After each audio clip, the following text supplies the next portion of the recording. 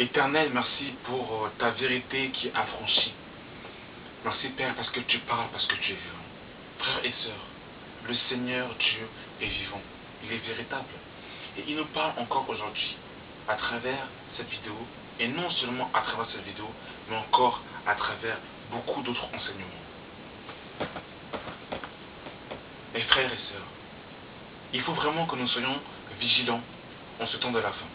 Parce que beaucoup d'imposteurs, beaucoup de mercenaires sont rentrés dans la bergerie et ont saisi le troupeau du Seigneur et les considèrent comme étant des esclaves. Les chrétiens sont maintenant au service de leurs pasteurs et les pasteurs les considèrent comme étant des morturiens, comme étant... ils sont à leur service et ils n'ont plus une vie privée, une vie familiale. Pourquoi? Parce qu'ils doivent servir leur pasteur et servir leur bâtiment.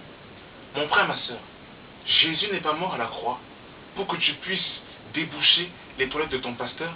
Jésus n'est pas mort à la croix pour que tu puisses porter la Bible de ton pasteur, aller le transporter, être son taximan, le prendre et le déplacer de gauche à droite. Jésus n'est pas mort à la croix pour que tu puisses porter les charges de ton pasteur et de sa famille. Aller prendre ses enfants à l'école, aller les déposer, faire leurs devoirs. Jésus n'est pas mort à la croix pour cela. Parce que c'est pour la liberté que Christ nous a affranchis, mes amis. Ne nous mettons pas sur le joug de la servitude. La Bible nous dit dans 1 Corinthiens chapitre 7, le verset 23, « Vous avez été rachetés à un grand prix. Ne devenez donc pas esclaves des hommes. » Et beaucoup de chrétiens sont devenus esclaves de leur pasteur. Parce que leur pasteur leur enseigne le leadership. Leur pasteur leur enseigne qu'ils ont l'onction par excellence et qu'il ne faut surtout pas toucher au oint de l'Éternel. Et que comme ils sont soi-disant prédicateurs, alors ils ont le droit de pouvoir dominer, écraser, assujettir le troupeau du Seigneur.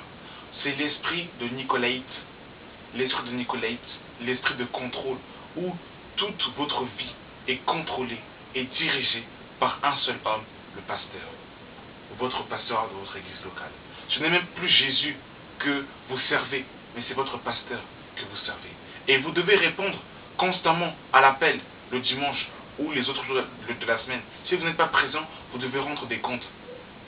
Voyez-vous, vous n'avez même plus une vie professionnelle, une vie familiale, parce que vous devez toujours être au service de votre pasteur. Même s'il vous appelle à 1h du matin, vous ne pouvez pas refuser et vous devez accepter. Parce que votre pasteur est devenu votre roi. Il est devenu votre gourou. C'est terrible. Et regardez l'enseignement du Seigneur.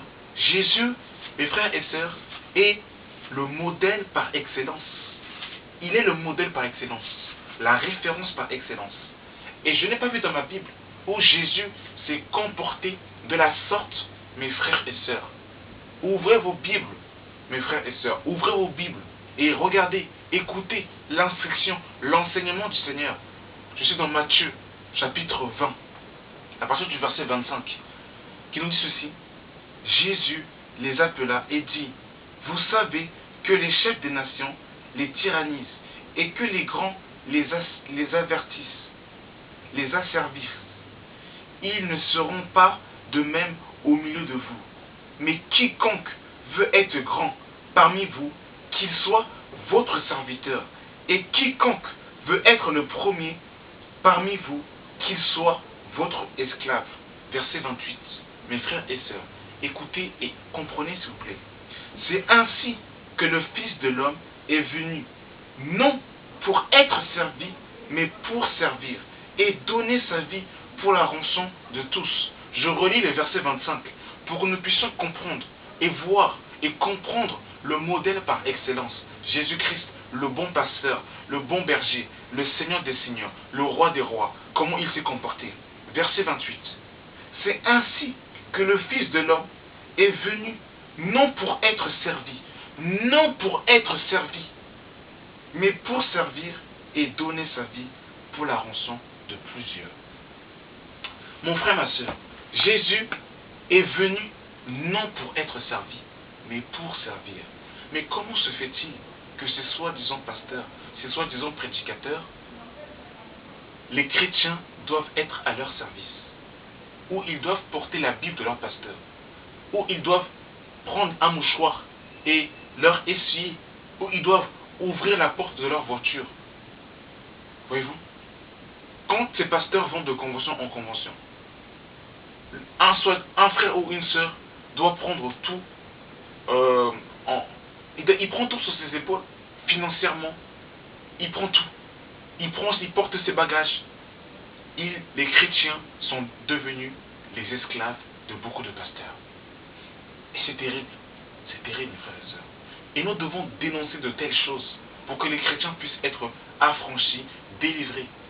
La Bible nous dit dans Éphésiens chapitre 5, le verset 11, « Ne prenez point part aux œuvres infructueuses des ténèbres, mais plutôt condamnez-les. » Nous appelons ces pasteurs à la repentance pour qu'ils puissent se tourner vers le bon berger, Jésus-Christ de Nazareth. Parce que le Seigneur les avertit pour qu'ils puissent se repentir avant qu'il ne soit trop tard. Je suis dans Actes chapitre 20, le verset 28, qui nous dit ceci. « Prenez donc garde à vous-même et à tout le troupeau sur lequel le Saint-Esprit vous a établi évêque pour paître l'Église du Seigneur qu'il s'est acquis par son propre sang. » Frères, chers pasteurs, chers prédicateurs, si vous suivez cette vidéo, je vous en prie. Le Saint-Esprit vous a établi évêque pour paître le troupeau du Seigneur. Je vous en prie. Ne considérez pas le troupeau du Seigneur comme étant des esclaves.